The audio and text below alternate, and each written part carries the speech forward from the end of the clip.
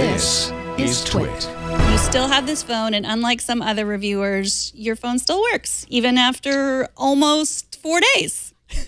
That's true. Yeah, it's been a full 4 days that I've had this phone, and it still works, which is, kind of what you would expect of most phones that have ever existed. But that hasn't been the case for a lot of other phone reviewers. So before we get to that, how are you liking the phone? I think so. I'm actually in the process of still writing my review. But I think that, so on the outside, I don't know how well this shows up. The tiny screen on the outside is very silly. Oop, there we go. Nope, that's better.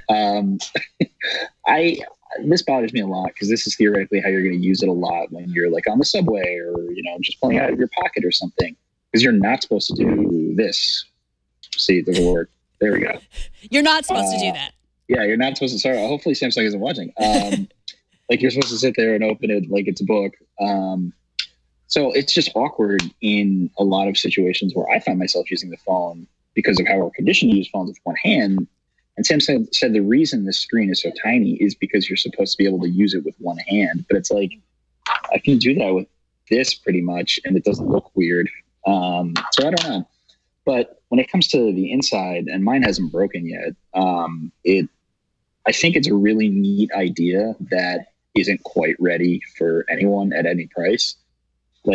This is slightly better than a prototype. It's a thing you can buy, and it does lots of nice Samsung related things, but I am really afraid I'm going to break it just by using it. And I thought that before all the stuff yesterday. It just feels, it doesn't close flush. It closes at a little angle. I just felt like I was going to break it. So it's a weird one, to be honest. Well, it's weird because we've already been told that you're not supposed to take that polymer lining off.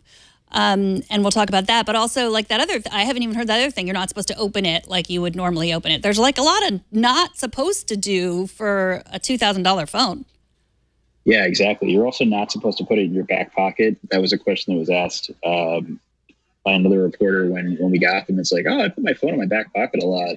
And one of the people from Samsung was yeah, I probably wouldn't do that.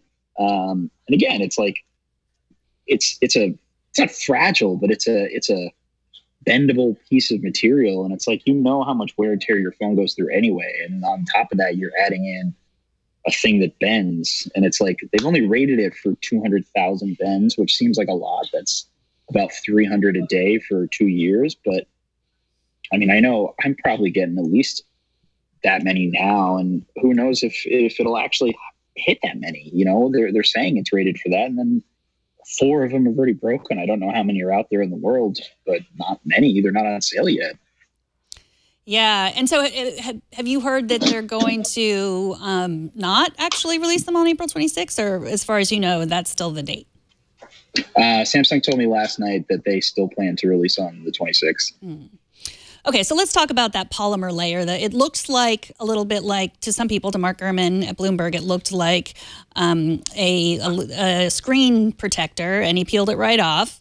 I've seen some tweets about, a little warning that says, do not remove this, but that's apparently not on any review units. So, yeah, if you're watching the video, you can see that. That wasn't on your review unit, was it? No, I think the person who tweeted that works at T-Mobile, so maybe that'll be on T-Mobile's ones because they're one of the companies that's going to have them.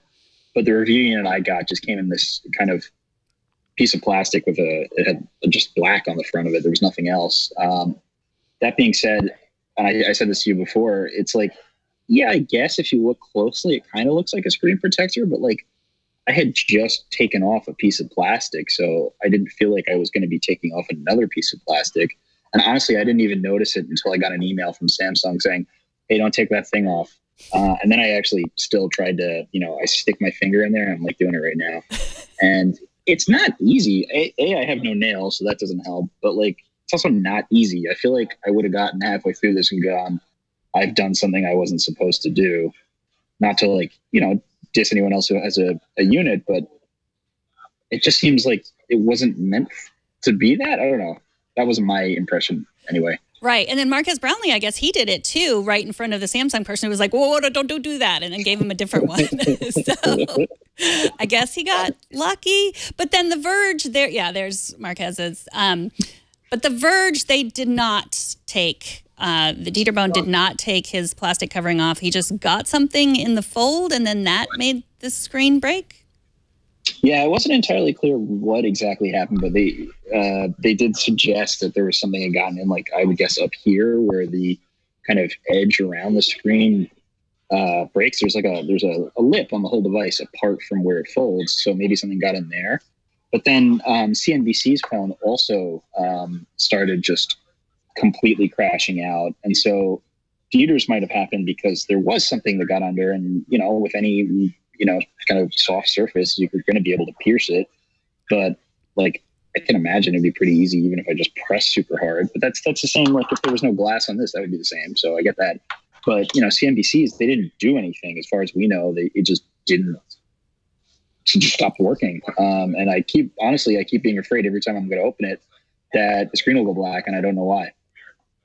Yeah, not what you want in your device that holds everything and is your one way of communicating and, of course, tweeting, which is important. And so, a lot of people are saying, well, it's only 2, it's only 3, it's only 4, whatever it is. But you review a lot of phones. Has anything ever, besides just phones, has anything like this ever happened where, such a large percentage of the people who have them, break right away?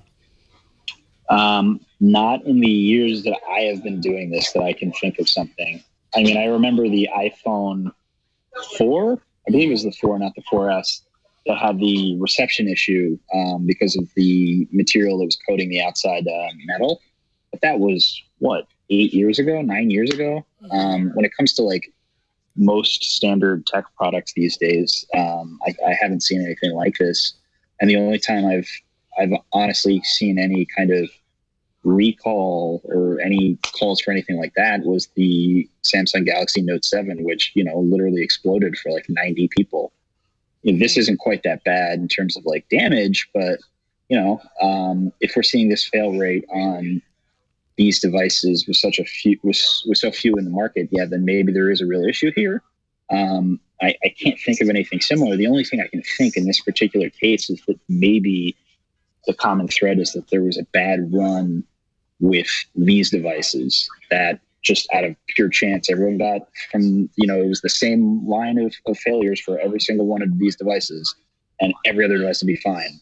There are always devices, even on something like an iPhone 8, which has been produced at that design for years. There are always ones that have failures. There are always ones that just, random bugs happen, but it does seem quite weird that so many happened in such a short period of time. Yeah. And it strikes me as the problem I see a lot of times with Internet of Things devices. I know you've had your own struggle with smart plugs, where it's like the problem that you're solving has to be bigger than the problems the technology itself creates. So there's still a question of why do we really even need a folding phone? And if I'm going to have to pay $2,000 for it and it's not going to work, what's the point? I think that's totally true. And yeah, I have had some serious issues with Wi-Fi plugs in the past, and definitely had people going, why don't you just walk over and press the switch like a normal person?